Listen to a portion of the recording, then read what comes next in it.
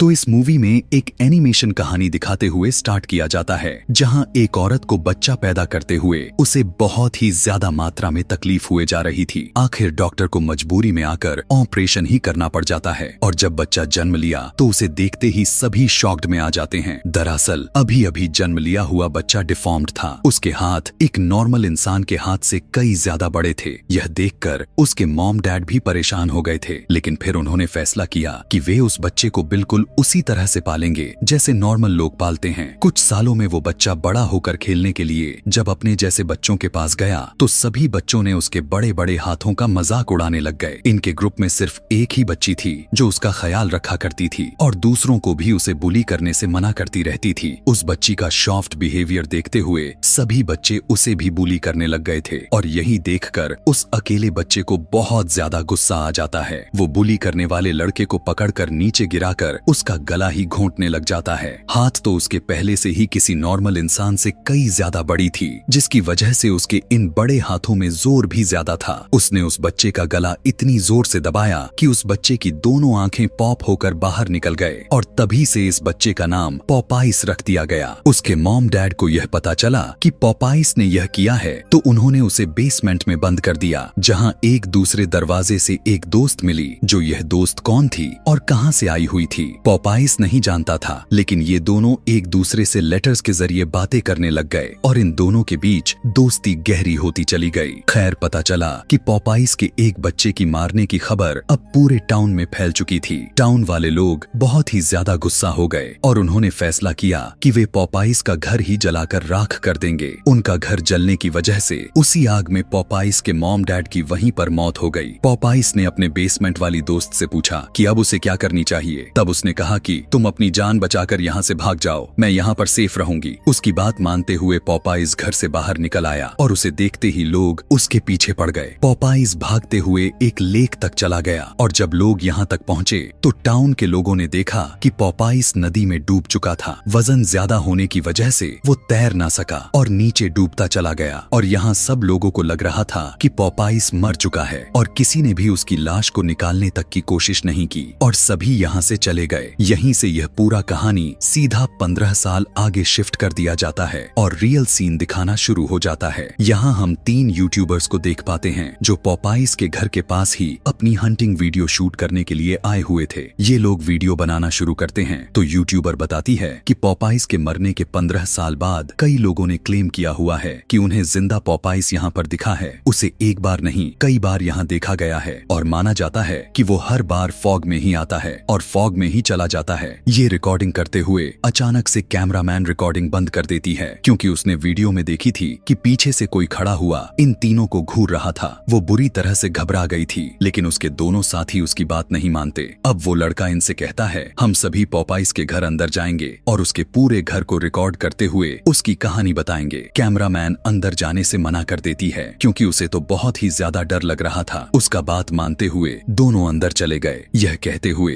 कि अगर बाहर कोई गलत लगे तो तुम हमें आवाज दे देना। अंदर जाकर इन्होंने कैमरा चालू करके रख दिया और ये दोनों आपस में ही बातें करने लग गए। बाहर इनकी कैमरा वूमन भी खड़ी हुई थी, जिसे जब अब अपने करीब से डरावनी आवाजें आती हैं तो वो तुरंत उन्हें रिकॉर्ड करने लग जाती है और इन आवाजों में किसी के चलने की आवाजें साफ साफ सुनाई देने लग चुकी थीं। मतलब यहाँ पॉपाइस ही था जो एकदम अचानक उसके पीछे से लड़की के ऊपर वार कर देता है, जिससे उस लड़की को ज्यादा नुकसान तो नहीं होता। वो इंजर्ड हालत में नीचे की तरफ गिर जाती है और जब अपनी आंखों से पॉपाइस को देखती है तो उसका हवा ही टाइट हो जाता है। यहाँ पर पॉपाइस अपना उस लड़की के सर पर पैर रखते हुए उसका सर ही कुचल डालता है, जिससे लड़की का सर क्रश होकर उसकी बहुत बुरे तरीके से मौत हो जाती है। जिसके बाद पॉपाइस अपने घर के अंदर चला गया था, उसी घर में जिस घर में वो दोनों यूट्यूबर्स अकेले थे। पॉपाइस सबसे पहले आकर लड़की के ऊपर हमला करता है और उसका मुंह पकड़कर उसका मुंह ही चीर देता है, जिससे उस लड़की की मौत हो जाती है। उसके खून के छींटे उसके साथी के मुंह पर भी गिरे थे। अपने आंखों से अपने साथी की मौत को देखकर यह लड़का यहाँ से भाग गया और पॉपाइस भी उसके पीछे भागने लगा। जैसे ही वो अपनी जान बचाते हुए ऊपर जाने की कोशिश की तो पॉपाइस ने उसे पकड़ लिया। उससे पहले कि उसे मार देता, लड़के के हाथ एक हथौड़ा लग जाता है, जिससे वो पॉपाइस को जख्मी करने की नाकाम कोशिश करता है, लेकिन इससे पॉपाइस को कुछ नहीं होता। इसके बाद पॉपाइस उसे पकड़ लिया और उसका सर दबाते हुए उसकी आंखें बाहर निकालकर उसे मार देता है।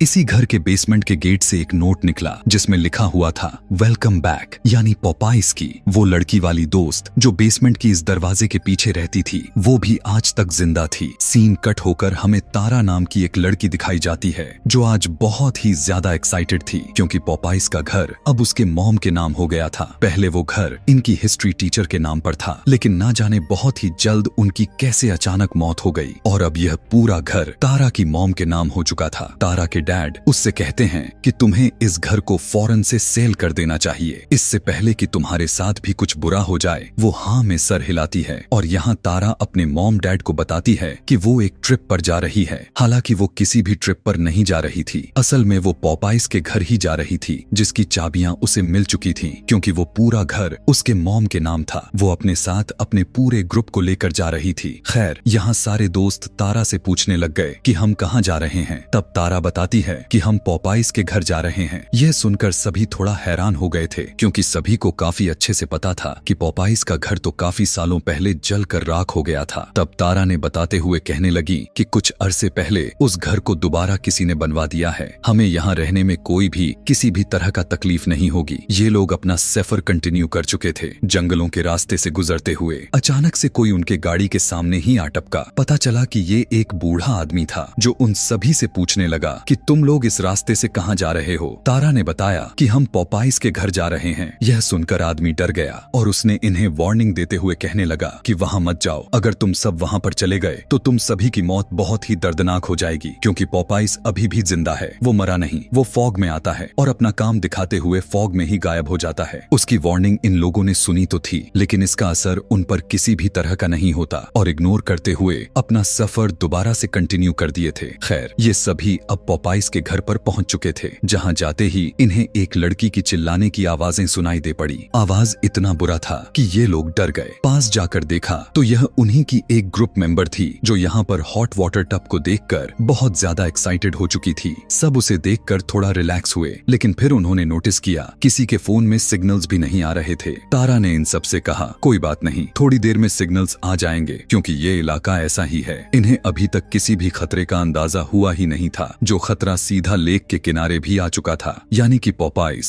कुछ टाइम के बाद तारा को पता चला कि यहाँ अगले एक हफ्ते तक फॉग रहने वाली है और फॉग में इस इलाके में सफर करना बहुत ही ज्यादा खतरनाक हो सकता था। तो तारा के बॉयफ्रेंड ने उसे रिलैक्स किया और कहा कोई बात नहीं, हम एक हफ्ते तक यहाँ चिल करेंगे। अब सीन शिफ्ट करके हमें उसी ओल्ड मैन को दिखाया गया जो इनको रास्ते में मिला हुआ था और उन्हें वार्निंग पर वार्निंग दिए जा रहा था कि पॉपाइज के घर मत जाओ। वो खुद लेक के किनारे पर बैठकर अभी मछली ही पकड़ रहा था कि एकदम से उसे अपने पीछे किसी की आहट सुनाई देता है। उसने जब पीछे मुड़कर देखा तो पॉपाइज वहाँ आ चुका था और अचानक से उसके गले को पकड़ लिया और जोर से दबाते हुए उसकी जाने बहुत ही दर्दनाक तरीके से ले लेता है। दूसरे सीन में घर पर हम तारा के मॉम को देखते हैं जिनसे मिलने के लिए इनकी एक फ्रेंड आई हुई है। उनका भी बेटा तारा के साथ ट्रिप पर ही गया हुआ था, मगर यहाँ उनके पास भी एक बहुत ही डरावनी खबर थी कि पॉपाइज वापस आ चुका है। न्यूज़पेपर में उसके फोटो भी छप चुके थे और ये लोग इस बात को भी जान गए थे इनके बच्चे कहीं और नहीं बल्कि पॉपाइज के घर ही गए हुए हैं, यानी उन सभी की जान खतरे में चली जा चुकी थी और अब उनकी जान बचाने का ये सभी फैसला करते हैं। इधर बिनी नाम की लड़की के पास उसका एक फ्रेंड वाइन की बोतल लिए आता है। ये दोनों अपनी जगह आपस में बातें ही कर रहे थे कि एकदम से इनके दरवाजे के विंडो पर एक भयानक औरत आ जाती है। उसे देखते ही इनकी जान ही निकल जाती है। दोनों डर चुके थे। इन्होंने दरवाजा खोला और वो औरत इनके बिना परमिशन के इनके घर के अंदर घुस जाती है। वो लड़की इन लोगों से कहने लग गई कि पॉपाइज यहाँ वापस आ चुका है और वो तुम सभी से अपना बदला लेकर ही रहेगा। आखिर यह कैसा बदला था, इन लोगों को कुछ भी पल्ले नहीं पड़ रहा था। यह बात वे सभी उससे पूछना तो चाहते थे,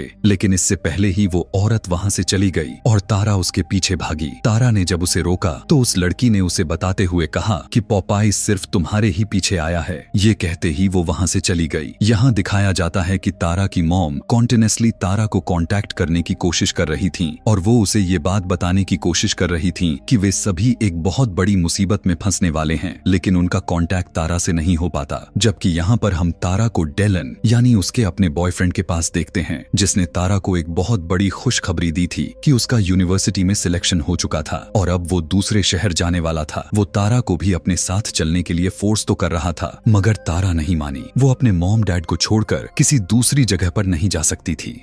दूसरे सीन में हम डोना के बॉयफ्रेंड निक को देखते हैं जो सैम के साथ काफी मजे से एंजॉय कर रहा था। यहाँ पर सैम उसे प्रपोज कर देती है, उसे बताती है कि मैं तुम्हें पसंद करती हूँ, लेकिन निक जवाब में कहा कि मैं तुमसे प्यार नहीं करता, मैं तो डोना से ही प्यार करता हूँ। यह जानकर कि निक उसके साथ टाइम पास कर रहा था, जिसे अब उसे यानी सैम को बहुत ही ज्यादा गुस्सा आ गया और उसने यह सारी बात डोना को बताने का फैसला किया। उसने डोना को फौरन से मैसेज भी कर दिया, लेकिन सिग्नल न होने की वजह से ये मैसेज डोना तक पहुंचा ही नहीं। यह मैसेज करके अभी वो बैठी ही हुई थी कि एकदम से उसके पीछे पॉपाइस आ गया और उसे अचानक से पकड़ते हुए पानी में ही डूबाकर उसका गला दबाते हुए उसकी जाने ही ले ली। यहीं पर पॉपाइस के पास वही अजीब डरावनी लड़की आ जाती है जो पहले घर में बिना डरे घुसी थी और तारा से मिली हुई थी। इनकी बातों से हमें यहाँ पर एक अजीब सा ट्विस्ट पता चला कि बेसमेंट वाली बचपन की पॉपाइस की दोस्त यही लड़की थी और ये लड़की असल में पॉपाइस की सगी बहन है, क्योंकि वो भी बचपन में पॉपाइस की तरह बहुत ही अजीब अजीब तरह के हरकतें किया करती थी। इसीलिए उसके मॉम डैड उसे बेसमेंट में बंद करके रखा करते थे और इनके इरादे अभी भी नहीं बदले हुए थे। पॉपाइस की बहन पॉपाइस से कहने लगी, हम एक एक करके सभी लोगों को मार देंगे, और पॉपाइस अपनी बहन की बात सुनकर हाँ में सर हिलाया। सुबह होने पर सभी लोग सैम के बारे में पूछ रहे थे, जिसे रात ही पॉपाइस ने मारा हुआ था। तो निक ने सैम के बारे में झूठ बोल दिया कि वो तो शाम में ही यहाँ से चली गई थी। असल में निक यह बिल्कुल भी नहीं चाहता था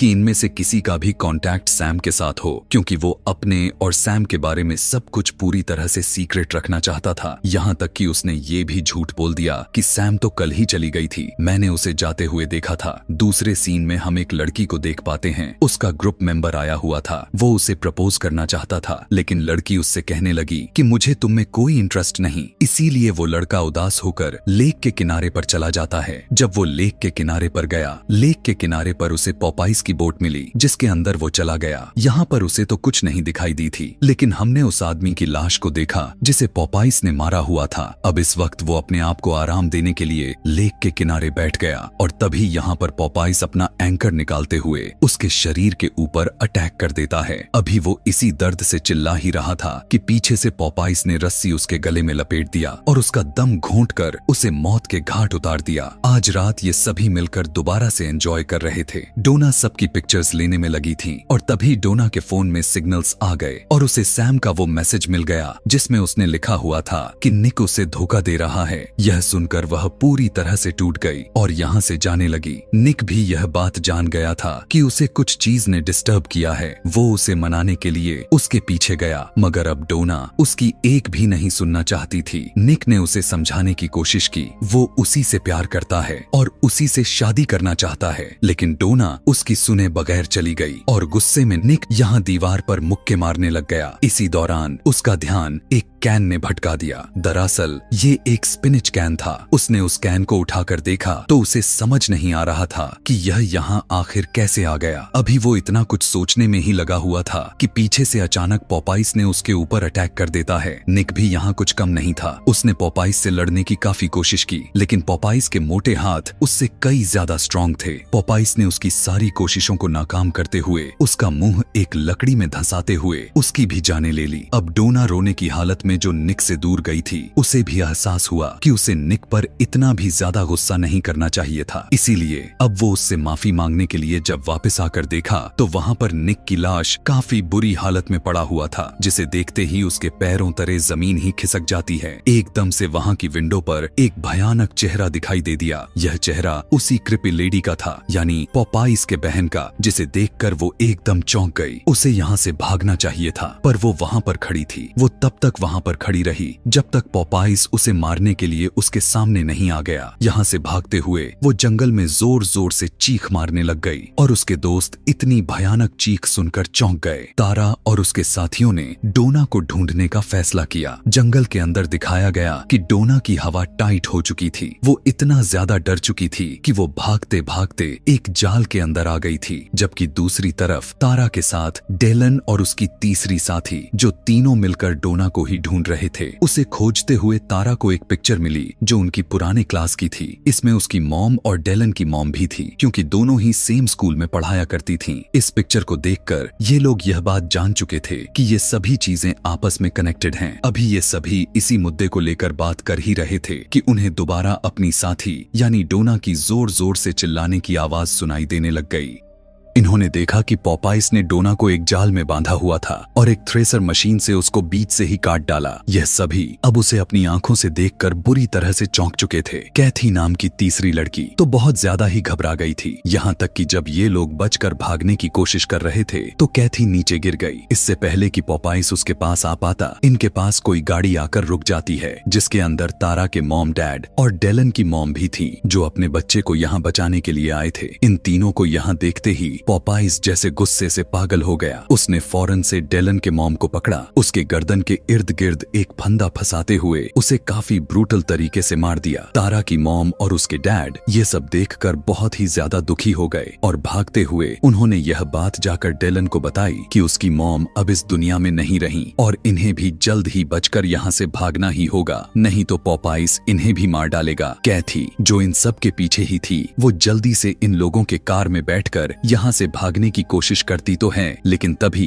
पॉपाइस यहाँ पर आ जाता है और अपने बड़े बड़े हाथों से वो कार को ही उठाकर पलट देता है। उसी दौरान कार के इंजन से पेट्रोल निकलना शुरू हो चुका था, जिसमें आग लगाकर पॉपाइस इस कार के साथ साथ कैथी को भी जलाकर उसकी जाने ही ले लेता है, जिससे उसकी भी बहुत ही दर्दनाक तरीके से मौत हो जाती है। इस टाइम हम देख पाते हैं कि तारा की मॉम और डेलन एक रूम में थे। तारा उनसे पूछती है कि आखिर यह सब चल क्या रहा है, तो तारा की मॉम यहाँ पर सारी कहानी का प्लॉट रिवील कर देती हैं। ये बात है आज से पूरा 15 साल पहले कि जब पॉपाइस भी बच्चों के साथ इसी टाउन में रहा करता था। वो दिखने में तो सबसे अलग था, इसीलिए वहाँ के सारे बच्चे उसे बुली किया करते थे और सिर्फ एक तारा ही थी जो उसका हमेशा साथ देती थी। यानी इस कहानी के स्टार्टिंग सीन में हमने जिस छोटी बच्चों को देखा हुआ था, जिसे पॉपाइस के साथ देने पर बाकी बच्चे बुली किया करते थे, वो कोई और नहीं बल्कि तारा ही थी। लेकिन बाकी बच्चों ने उसके साथ बहुत ही बुरा किया। एक दिन जब ये बच्चे तारा को बुली करने लगे तो पॉपाइस को बहुत बुरा लगा और उसने एक बच्चे को ही जान से मार डाला। और जैसे ही यह बात टाउन वाले को पता चला तो टाउन वाले आकर उसके घर पर धावा बोल दिया, जिसमें उसके मॉम डैड मारे गए। लेकिन पॉपाइस भाग निकला और अब वो अपने मॉम डैड का और अपनी बिखरी हुई इज्जत का बदला लेने के लिए ही यहाँ आया है। वो उन सारे बच्चों को ही मार देगा जिनकी वजह से यह सारा पोजीशन उसके ऊपर आई हुई थी। तारा की मॉम बताती है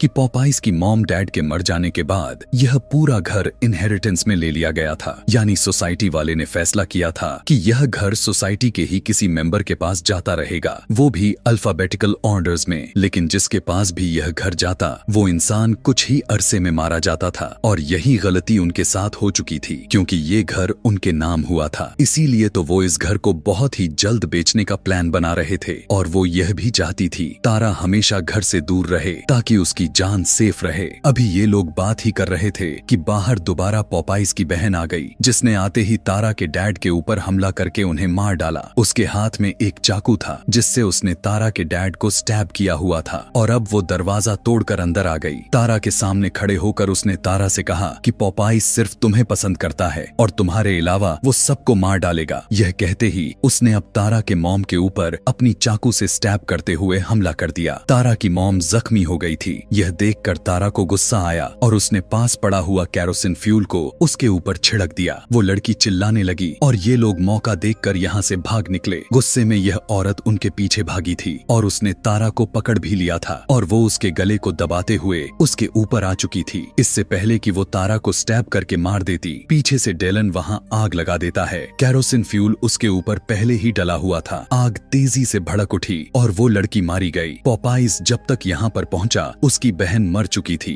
यह देखकर वो गम और गुस्से में पागल हो गया। उसके सामने इस टाइम तारा की मॉम थी। उसे लगा कि इसी ने उसकी बहन के साथ ऐसा किया हुआ है, इसीलिए उसने पीछे से उसे पकड़ लिया और उसकी मॉम का गला दबाते हुए उसे मार दिया। और तारा ने जब यह सब देखा तो वो टूट गई। पॉपाइस ने अब डेलन के ऊपर भी हमला कर दिया था। वो डेलन को इससे पहले कि मार देता, तारा यहाँ पर होशियारी दिखाई और एक उसी के मशीन के ऊपर चढ़कर उसे चलाते हुए उसने पॉपाइस के ऊपर चढ़ा दिया, जिसे पॉपाइस वहीं पर मारा गया और ये दोनों बच गए। इतने सारे लोगों में सिर्फ ये दो लोग ही थे जो बचे थे। अब सुबह भी हो चुकी थी। टाउन से बाहर जाने की प्लानिंग ही कर रहे थे, लेकिन उससे पहले ही यहाँ पॉपाइज दोबारा से आ गया और उसने अब तारा को पकड़ लिया। और बस ये दिखाते हुए यह कहानी यहाँ खत्म हो जाती है। इसी तरह के और भी दर्दनाक और खतरनाक मूवी एक्सप्लेनेशन वीडियोस देखना चाहते हैं तो नीचे कमेंट में नेक्स्ट लिखना बिल्कुल भी ना भूलें। Thanks for watching.